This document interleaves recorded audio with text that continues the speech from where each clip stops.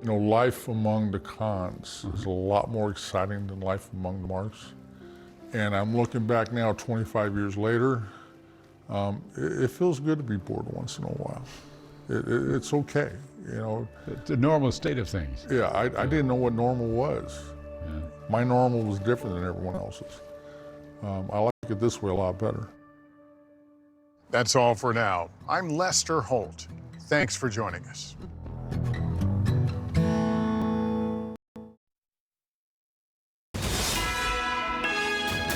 You're watching NBC4 News at 11. Now at 11, the big cat scare in Santa Monica, where a mountain lion spent the day in this neighborhood. Good evening, everyone. I'm Carolyn Johnson. We saw a little bit of everything this afternoon, including the mountain lion running through the streets and at one point just lying down in someone's yard. Tonight, the big cat is being moved back to where it belongs. NBC4's Robert Kovacic is in Santa Monica for us with reaction from the homeowner who got the closest. Robert.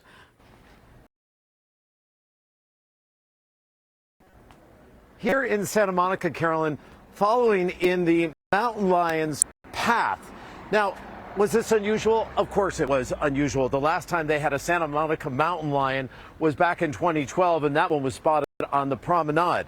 The National Park Service estimates there's only about 10 to 15 mountain lions in our area. And this one today was seen right here on the streets, didn't cause any trouble, didn't attack anyone, didn't bother anyone, but it was here when it was first spotted on Montana, Carolyn. So we are talking about one posh puma. Here in our urban jungle, it's a question not quite out of the ordinary. I'm just wondering why a mountain lion finds it advantageous to drift into a populated area like this. But that's exactly what happened. This big cat spotted on 14th in Montana and then into the shady, beautiful residential streets of Santa Monica. Yeah, I was in the front yard relaxing. The sun was in my eyes. I was like, I should go into the hammock that's in the shade.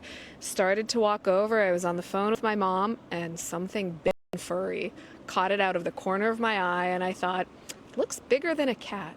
Bigger. Much bigger. Authorities urging residents to stay indoors and their pets too. After all, pumas get hungry, and no one knew exactly what this beauty wanted except probably to find their way home. And that's what California Fish and Wildlife wanted too. A little tranquilizer, and the mountain lion that spent the day here in Santa Monica was soon on their way to the safety of the Santa Monica Mountains. A visitor who attracted a lot of attention, but just wanted to be left alone. Typical celebrity. The goal, of course, Carolyn, is to protect our mountain lions. Consider that in February of this year, they were listed as threatened by the California Endangered Species Act, and that applies to our Southern California and Central Coast mountain lions. And then, months from now, just think about it, spanning 10 lanes of the 101 across Agora Hills will be the Annenberg Wildlife Crossing, the world's largest, and that is set to open on December 2nd of this year. Live tonight here in Santa Monica, where they're going to be talking about this for some time to come. I'm Robert Kovacic. Carolyn, let's go back to you. Oh, they will indeed, Robert. Thank you. Well, more than 100 people are without a home tonight after this massive apartment fire broke out in Riverside. This complex is just steps from the UC Riverside campus, and some living here are students. NBC4's Macy Jenkins joins us now in front of the complex with where things stand tonight. Macy. Yeah, Carolyn, this is about a mile away from UC Riverside. So many of them living here are students. 150 people have been displaced.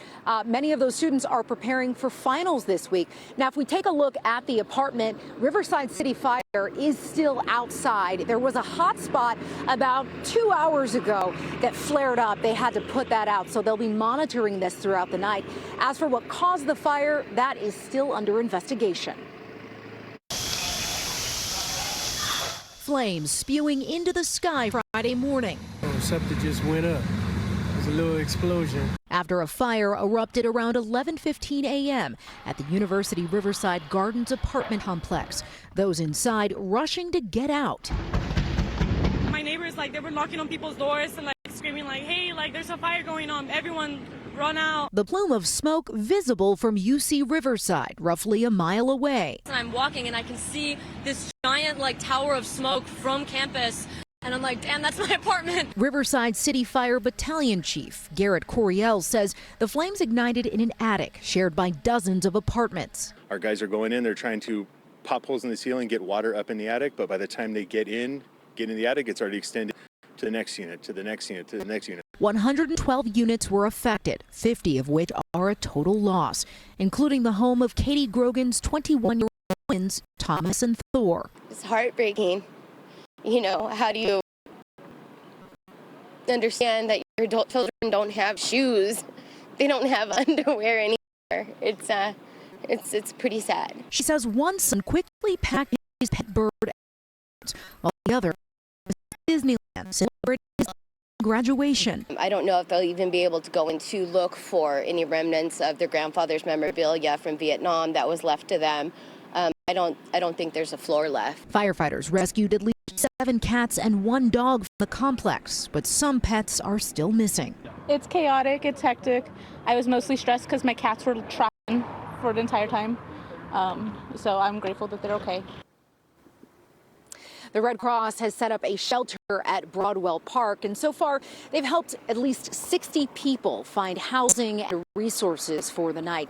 Now, the disaster coordinator says that UC Riverside is helping its students by offering up its vacant dorms as housing tonight. And as far as caps and gowns that were burned in the fire, those will be replaced by the university just 2 weeks before graduation. Reporting live in Riverside tonight, Macy Jenkins, NBC4 News. Macy, thank you. And new at 11, outrage and controversy sparked by a new White House website, aliens.gov. While many thought it was about declassified information on UFOs, it actually refers to the number of migrants arrested and depicts undocumented immigrants as aliens from outer space.